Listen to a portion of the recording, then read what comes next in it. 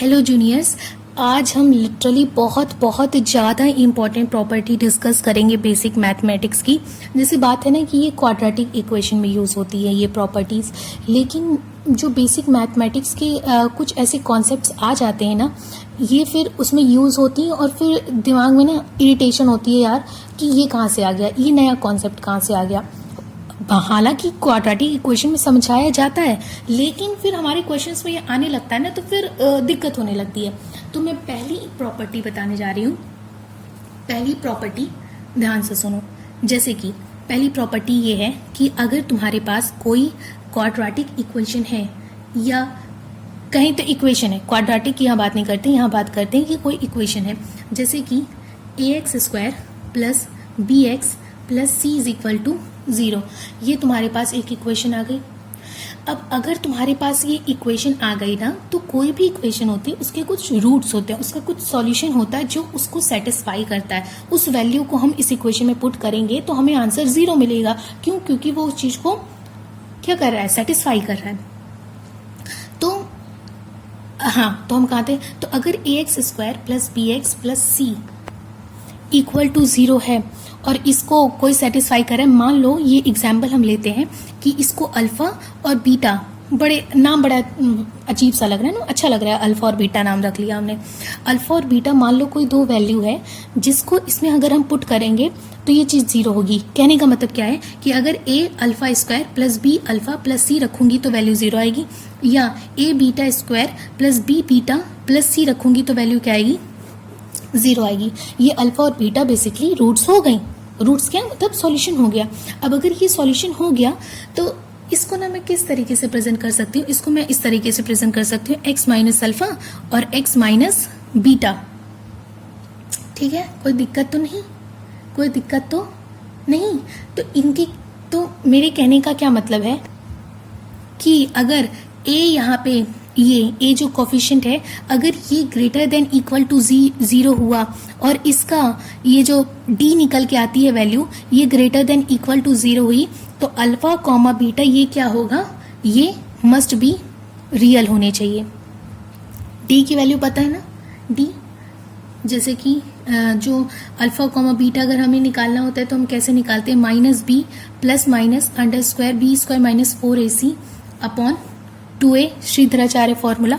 ठीक है, तो यहाँ से अल्फा बीटा निकल जाएगा। इस यहाँ कोई इंपॉर्टेंट बात नहीं थी, यहाँ बस ये चीज एक रिवीजन था, ये वाली चीज कि अल्फा कॉमा बीटा एक रियल वैल्यू होंगी और अल्फा बीटा की वैल्यू होगी है जब इसी इक्वेशन में इनइक्वालिटीज आ जाती हैं। जैसे कि होल्ड ऑन, मैं पेज चेंज कर लूँ।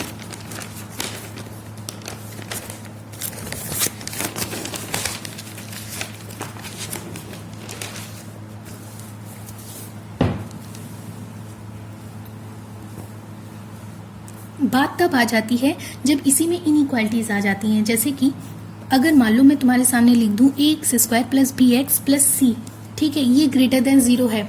ठीक है, ax² plus bx plus c अगर तुम्हारे सामने ग्रेटर देन इक्वल टू 0 है,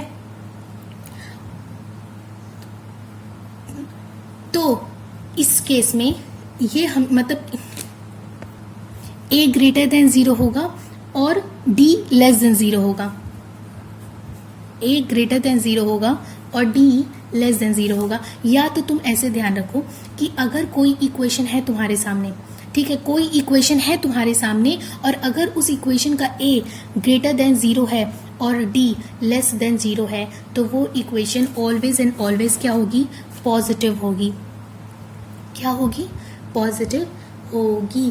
फॉर एग्जाम्पल, अगर मैं एग्जाम्पल में लूँ तुम्हारे सामने x² प्लस x प्लस 1, ठीक है, अगर इस तरीके की इक्वेशन आई, अब देखो इसका जो a है वो क्या है, ग्रेटर देन 0 है, यहाँ पे 1, ये ग्रेटर देन 0 है, और इसका जो d की वैल्यू, d कैसे निकालते हैं, b² माइनस 4ac लेते हैं, b इसका 1 है, माइनस 4a इंटू 1, ये आ गया -3, तो यहाँ d कैसा हो गया, लेस देन 0 हो गया।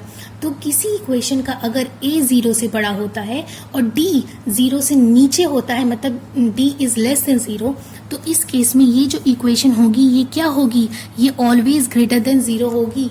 मतलब ये इस वैल्यू, इस क्वेश्चन तुम कोई भी वैल्यू रख दो, ये हमेशा ग्रेटर देन 0 ही होगी।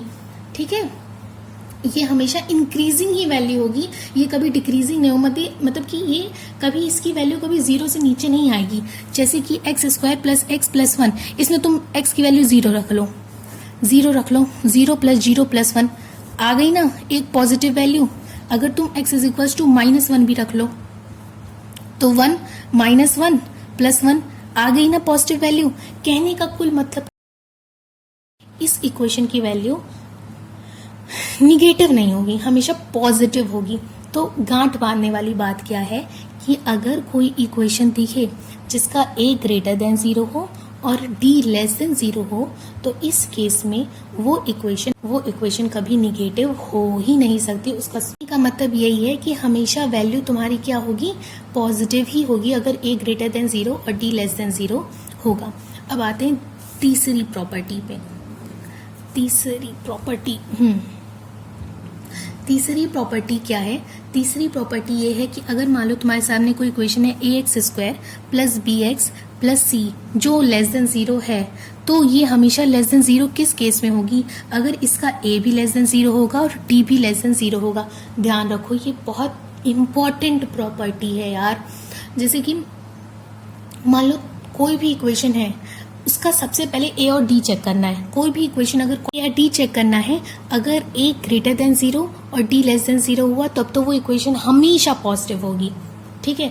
और अगर a लेस देन 0 और d भी लेस देन 0 हुआ तो वो इक्वेशन हमेशा निगेटिव होगी। फॉर एग्जाम्पल इसका भी एक एग्जाम्पल बता देती हूँ।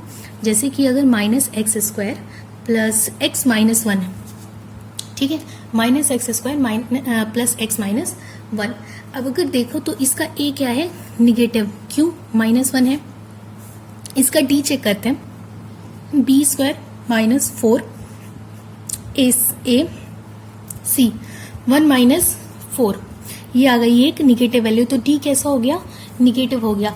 a भी निगेटिव, d भी निगेटिव, मतलब ये जो इक्वेशन है, मतलब ये वाली जो इक्वेशन है, इसका a भी निगेटिव और d भी निगेटिव।